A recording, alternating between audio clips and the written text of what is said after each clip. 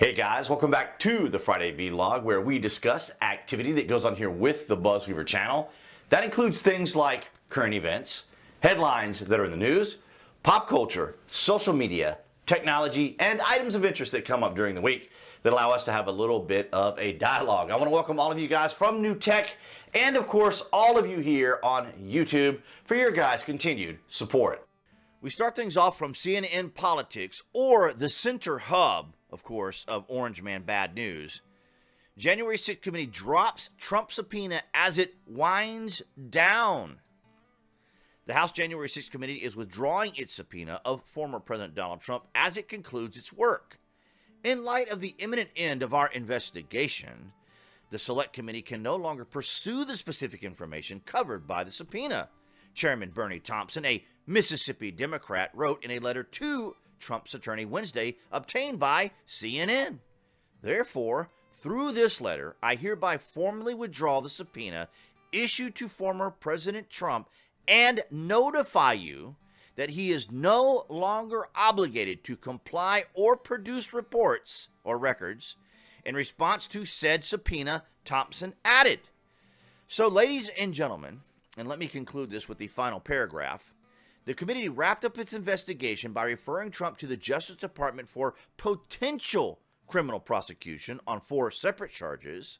The panel's referrals, however, had no legal weight, and the Justice Department had already been scrutinizing Trump as part of its probe into January 6th and efforts to overturn the 2020 election. A spokesman for the House committee declined to comment because, ladies and gentlemen, as you know, back in 2016, for 2 years, the Democrats and or the establishment uniparty pursued a fabricated Russian collusion story to smear Trump.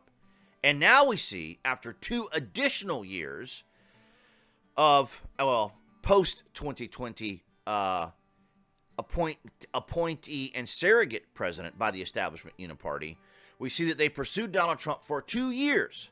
But you guys already know, as we have covered here on the channel, and as we have said ad nauseum, man, I'm talking about like so much for the last 2 years about this particular situation and or the overall encompassing effort of the Democrats and the establishment uniparty. We already knew. Exclusive. FBI finds scant evidence U.S. Capitol attack was coordinated.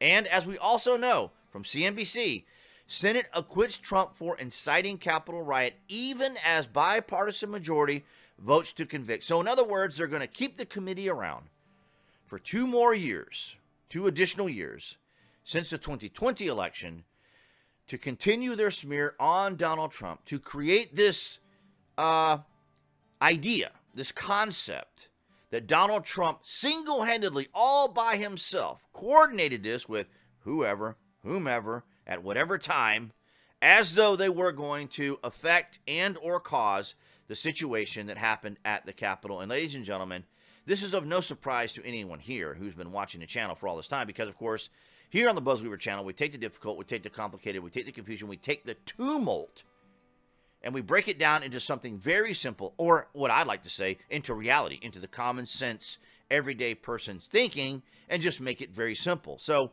here is yet another example that we cover here on the channel of these individuals who basically just hate Trump. That is essentially their whole strategy, right?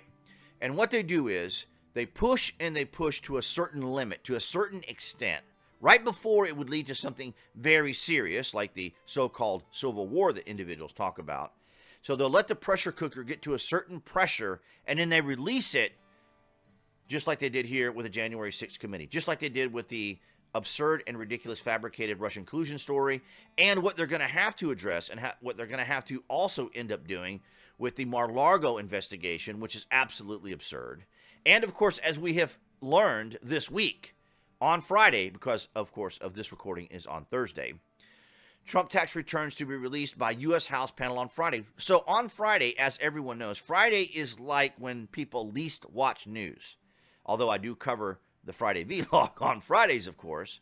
But the idea here is that there must not be a whole lot within Trump's taxes they're going to be very much for them to really exploit, or for them to really be able to pursue him, or to give him a hard time about it, or even really to smear him with.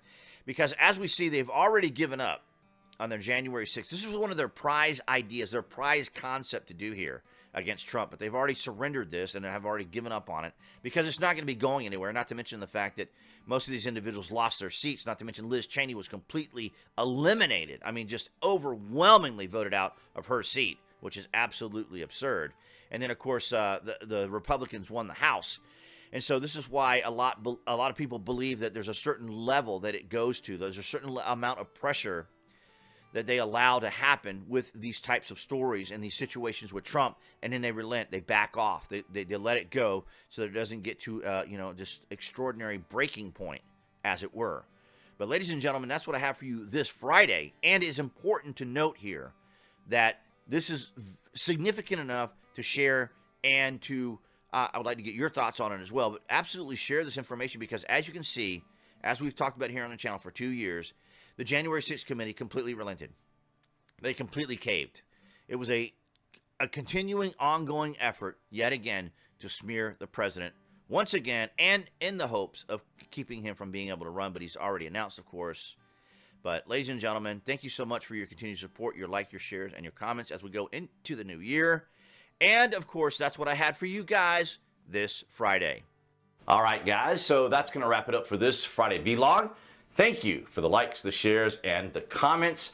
Below this video, you can find the various social media links that I belong to, where you can see my daily post, as well as the Amazon link if you guys are Prime members or order frequently from Amazon.